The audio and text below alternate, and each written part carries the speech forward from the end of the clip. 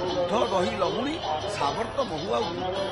ଆପଣ ଦେଖିବେ 6ଟି ଦ୍ରବ୍ୟର ମିଶ୍ରଣରେ ତନ୍ତ୍ର ମତରେ ସେ ପେୟଟା ପ୍ରସ୍ତୁତ କରାଯାଏ।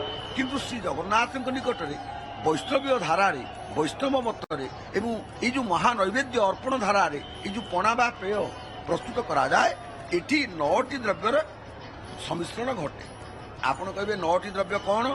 ନା ପ୍ରଥମ ହେଉଛି ଜଳ, ପାଣି, 2ରେ ହେଉଛି ଛେନା, 3ରେ ହେଉଛି ଛାଚି, 4ରେ ହେଉଛି ସର, 5ରେ ହେଉଛି କଦଳୀ, 6ରେ ହେଉଛି କ୍ଷୀର, 7ରେ ହେଉଛି ଗୋଲମରିଚ ଗୁଣ୍ଡ, 8ରେ କର୍ପୂର ଏବଂ 9ରେ ଶେଷରେ ଅଛି ଜାଇ ଫଳ। ଆପଣମାନେ ଦେଖିବେ ଇଏ ଯେଉଁ 9ଟି ଦ୍ରବ୍ୟ ବା 9ଟି ବସ୍ତୁ, ଏଇ 9ଟି ବସ୍ତୁର ସମ୍ମିଶ୍ରଣରେ ଏଇ ଯେଉଁ ଅଧରପଣା, କାହିଁକିନା ମହାପ୍ରଭୁଙ୍କର ଅଧର ଆହା କାମପାଳ ରେବତୀ ରମଣ ପ୍ରଭୁ, ହେ ରେବତୀ କାନ୍ତ, ହେ ଚତୁର୍ଦଶ ବ୍ରହ୍ମାଣ୍ଡର ଶାନ୍ତ, ଆହା କି ସୁନ୍ଦର ଆପଣଙ୍କର ସୌନ୍ଦର୍ଯ୍ୟ, କିଏ କରିପାରିବ? ଶରଦ ପର୍ବ ସର୍ବରିପତି ଗର୍ବ ଗଞ୍ଜାଇ ଶ୍ରୀମୁଖ ଜ୍ୟୋତି ବଳଭଦ୍ର ଏ ରେବତୀ ପ୍ରାଣ ମଣିର ମଣି ଗୋ କୁନ୍ଦ କୁମୁଦ ଚନ୍ଦ୍ରମା କର କମ୍ବୁ ଗୋକ୍ଷୀର ହାର ତୁଷାର ହିଣ୍ଡିର ଛାର ଶ୍ରୀଅଙ୍ଗ ପୁଣି ଗୋ।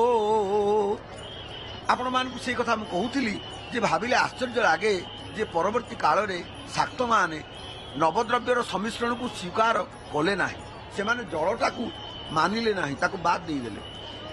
ଆପଣ ଦେଖିବେ ସମ୍ଭବତଃ ନିଜର ସ୍ୱାତନ୍ତ୍ର୍ୟ ପ୍ରଦର୍ଶନ କରିବା ପାଇଁ ସେମାନେ ଜଳକୁ ବାଦ ଦେଇ ତାକୁ ଅଷ୍ଟଦ୍ରବ୍ୟର ମିଶ୍ରଣ ଭାବରେ ଗ୍ରହଣ କଲେ ତାନ୍ତ୍ରିକମାନେ।